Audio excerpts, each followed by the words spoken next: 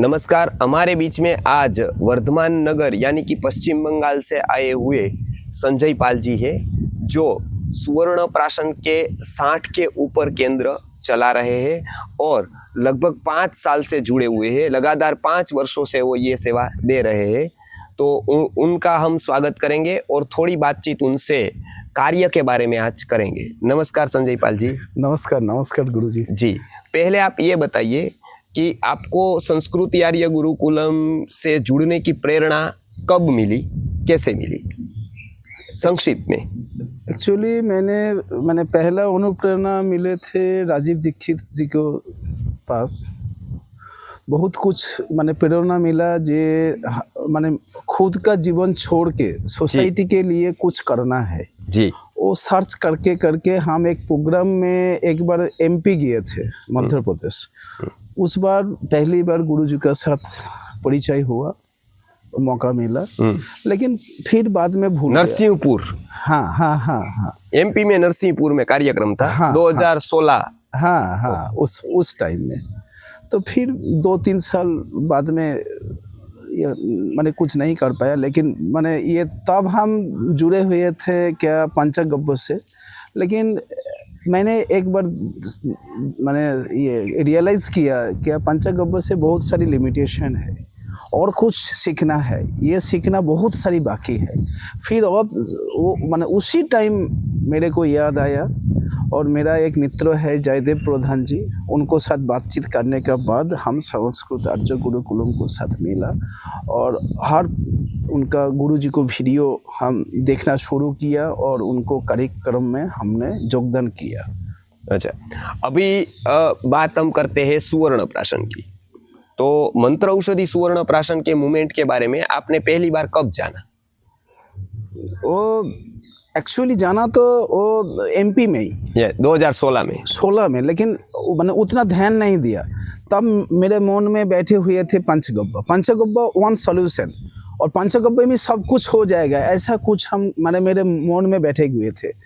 तो फिर मेरा धीरे धीरे ये चेंज हुआ और मैंने पहला 5 साल पहले, मैंने आज से 5 साल पहले 19 और 20 का बीच में मैंने मेरा गांव में सेंटर शुरू किया। लेकिन वही एक ही सेंटर था, उनका कुछ प्रसार कुछ नहीं हुआ। और हम जैसे आदमी वो क्या, मेरा जो अपना जो उद्योग है बीज का, और उसमें ही हम लगे हुए थे। लेकिन लास्ट एक प्रोग्राम में गुरुजी का आए थे, बहुत अच्छा प्रोग्राम हुआ था और गुरुजी का पर सेंटेंस मेरा हार्ट में पहुंच गए थे और हिट किया। और मैंने सोचा जे मैं कुछ फांकी दे रहा है, मैंने मेरा कुछ ड्यूटी था लेकिन हम नहीं कर रहा है। तो मेरा मन में विचार आया और कार्यक्रम का बाद ही गोपाल नमकीन का जो रिसेप्शन है, उनको बैठ के मैंने कुछ प्रश्नों गुरुजी के साथ मैंने पूछा जो हमको क्या करना है, हमको कुछ ना कुछ करना ही है सोसाइटी के लिए। तो गुरुजी बोला जे ये पहला स्टेप सुवर्ण प्राशन सेंटर गांव में चालू करो। तो वापस बंगाल जाने के बाद, वापस घर पहुंचने के बाद मैंने एक आदमी को इस कार्यक्रम के ऊपर रख दिया जो भाई तुम सैलरी लो और ये काम करो, मेरा पास टाइम थोड़ा कम है, क्योंकि मेरा जो व्यापार है वो बहुत छोटा है, तो उनको संभालना है, तो हम एक साथ दोनों काम तो नहीं कर पाते हैं, लेकिन ये करना है, ये मेरा ड्यूटी है।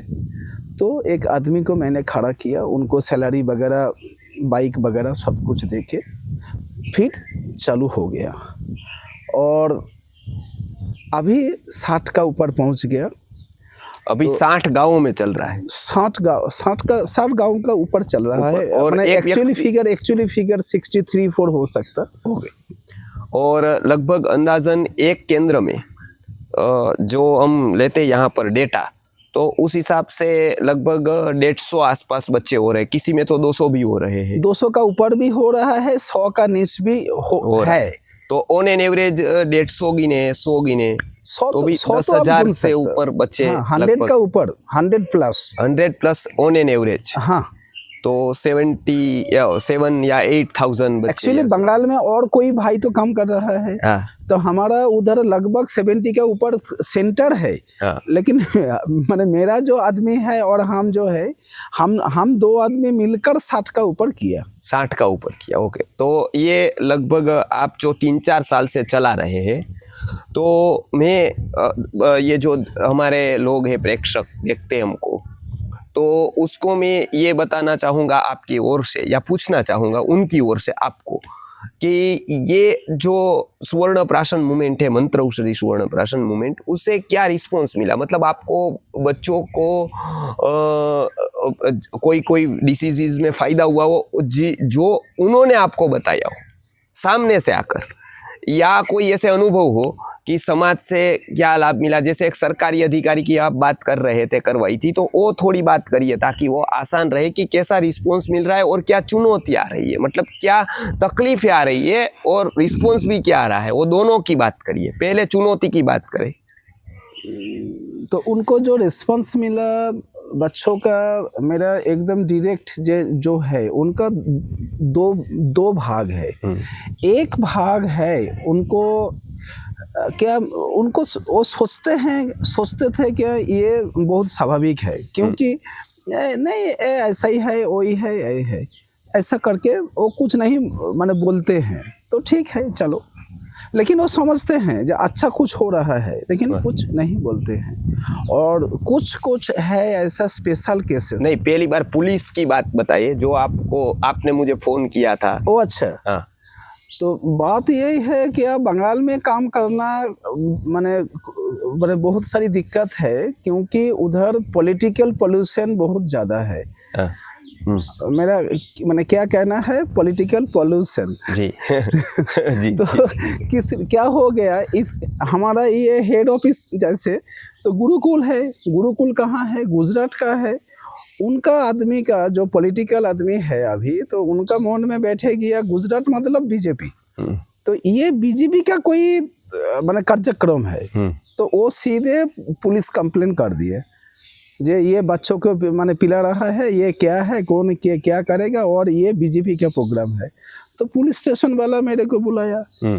मैंने टोटल मैं गुरुजी को, मैं तो आपको फ़ोन किया था जी। तो टोटल सब कुछ पेपर्स वगैरह लेके मैंने गया, जे भाई ये है मेरा पास, अगर आप बोलेंगे तो मैं ये माने काम चालू रखेंगे, और आप बताएंगे तो हम बंद कर देंगे। जी बराबर, वो हमारी बात हुई थी। हाँ बराबर। तो ये वो आधिकारिक सब कुछ देख के बाद बोला नहीं ये तो सही है, ये करना है, ये करना चाहिए, आप कीजिएगा।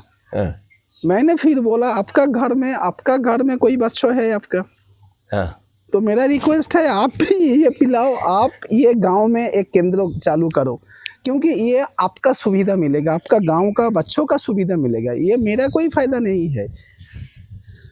तो अभी क्या हो गया, अगर मेरा कोई पर्सनल काम पे अगर पुलिस स्टेशन हम जाएंगे तो पहला चाय आते हैं, टी पिलाते हैं, फिर बात करते हैं, इतना प्रेस्टीज मिल गया। जी, तो ये एक अच्छा रिस्पॉन्स मिला। बच्चों के माता पिता की ओर से कैसा मिला कि भाई बच्चों में कोई फर्क देखने को मिला? ऐसा 1-2 उदाहरण है आपके ध्यान में कोई है? हाँ, 2 नहीं, 2 से ज़्यादा ही है, लेकिन जो मेन है, जो बोलने का लायक ज़्यादा है, वो एक है, एक बच्चों का क्या ब्रीदिंग प्रॉब्लम आ गया था, उनको डॉक्टर 4 वो स्प्रे आइटम जी उनको दिए थे। तो 2 महीने बाद रिस्पॉन्स तो और पहले मिल गया था, 2 महीने बाद 4 स्प्रे निकल गया। ओ, केवल सुवर्ण प्राशन देने से? नहीं, केवल सुवर्ण प्राशन नहीं, सुवर्ण प्राशन ड्रॉप के साथ हम मंथली डोज ऐड किया था। ओके, मतलब मंथली डोज भी देते थे, डेली डोज भी देते थे। ओके, मतलब सुवर्ण प्राशन के 2 प्रकार का ही देते थे, और वो 2 प्रकार से ही ये निकल गया। हाँ, निकल गया। ओके, और दूसरा कोई बच्चों का ऐसा हुआ? एक बच्चे को था क्या, उनका कोई मेनिंजाइटिस डिजीज हुआ था जी। तो उसमें उनका मेडिसिन लेने के बाद, माने वो एलोपैथी मेडिसिन लेने के बाद उनका 1 साइड पैरालाइज्ड हो गया था, 1 साइड। तो अभी माने वो मंथली डोज लेने के बाद धीरे धीरे नॉर्मल हो गया, अभी नॉर्मल हो गया उनका। माने कल फोन आया था, उनका मम्मी बात कर रहा था, तो वो फोटोज और वीडियोस आप हाँ, देंगे ग्रुप में, हाँ। बराबर है, तो वो धीरे धीरे अच्छा हो गया। हाँ एकदम अच्छा हो गया। तो आपको ऐसा लगता है कि जो बंगाल में ये मूवमेंट जाए तो उसके स्वास्थ्य के स्तर पर बहुत सुधारा होगा या? बहुत बहुत। अच्छा अभी हम एक बात बोलना चाहते हूँ। जी जो एक बार मैंने ऐसा सोच रहा था, ये तो मैंने आदमी का पिता माता कुछ तो हमको नहीं बोल रहा है, एक दो आदमी बोल रहा है अच्छा है, लेकिन तो और तो नहीं बोल रहा है, तो ये क्या करेंगे, बंद कर देंगे ऐसा कुछ। और हम 30 बच्चा को डेली डोज पिलाते थे, तो कोई कारण में हम बंद कर दिया। बंद करने के बाद हर आदमी आ गया। अच्छा, तब बोला क्या भाई, ये अच्छा रिस्पांस था। ठंडे में उनका माने इम्यूनिटी ठीक था, स्वास्थ्य ठीक था, ज़्यादा सर्दी काशी नहीं हो रहा था, वो तुम फिर लेके आओ। उनका क्या सोच था, जो हम फ्री में दे रहे हैं। हाँ। तो ये क्या है कि मुझे ऐसा लगता है कि ये बहुत सारे कार्यकर्ता का अनुभव हवा जैसा है। हवा हम ले रहे, कभी हवा को थैंक यू नहीं कहते हैं, हवा के ऊपर लेख नहीं लिखते हैं, लेकिन जैसे कोई नाक बंद करता है तो तब हम पूरा छोड़कर तड़पते हैं। तो ऐसा ही हुआ कि आपने बंद किया तब पता चला, जैसे नाक बंद होता है तो हवा का कीमत पता चलता है हमको कि भाई ये, बाकी ऑटोमेशन में वो ले रहा है नाक, तो मुफ्त में है, फ्री है, देने वाला भी फ्री देता है, आकर देता है, जाना भी नहीं है, अपने गांव आता है, सामने से बैनर भी खुद मारता है, तो कभी कभी लोग उसकी उपेक्षा कर देते हैं। तो आपका भी क्या संकल्प है? पश्चिम बंगाल का जो आपका एरिया है, वर्धमान नगर है, हमारा तो कलकत्ता में भी चल रहा है, बराबर है, तो कितने गांवों तक आप पहुंचाना चाहते हैं? अभी तो आपने एक व्यक्ति रखा है फुल टाइम डॉक्टर, जो 60 गांवों में देता है। अभी आपका मतलब क्या ऐसा विचार है, मतलब हम जो प्लान करते हैं तो नहीं, हम जिंदगी भर ये काम चालू रखेंगे। और क्योंकि ये तो जो सोसाइटी का बेनिफिट मिल रहा है वो तो ठीक है, लेकिन एक अपना बेनिफिट मिल रहा है कि मैंने ऑल टाइम फील करते हैं मैं अच्छा काम का साथ जुड़ गया।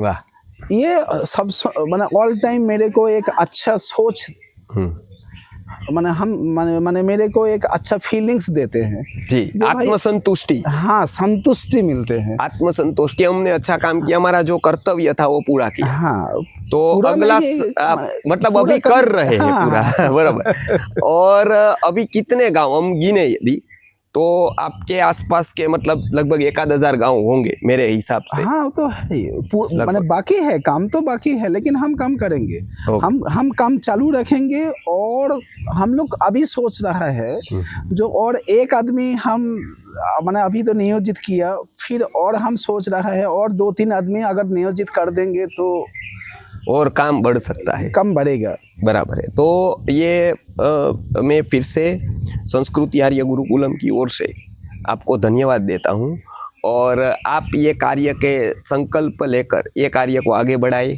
जैसे 60 गांव में आपने किया, ऐसा ही कदाचित अगले साल हम इसी समय मिले या आसपास तो 600 गांव में हो लगभग, ऐसा मैं मानता हूँ कि ये काम आप मतलब तेजी से, जैसे व्यापार का एक सपना होता है ना लोगों का, कि मैं मल्टीप्लाई करूँ, कंपनी को बड़ी करूँ, तो ये सत्कार्य को बड़ा करना है। और हमारे यहाँ ऐसा बताया जाता है, अंतिम बात कहकर मैं पूरा करूँगा, कि हमारे जो व्यापारी लोग थे, तो वो लोग व्यापार तो करते थे, लेकिन उनकी एक दुकान ही होती थी, खुद की दुकान होती थी, मर गया की दुकान भी बंद हो जाती थी। तो दुकान बड़ी है लेकिन खुद के ऊपर अधीन थी। तो इस बाबत में अंग्रेज़ों ने हमको सिखाया कि आप दुकान से निकलो, कंपनी करो, और कंपनी बड़ी करते जाओ।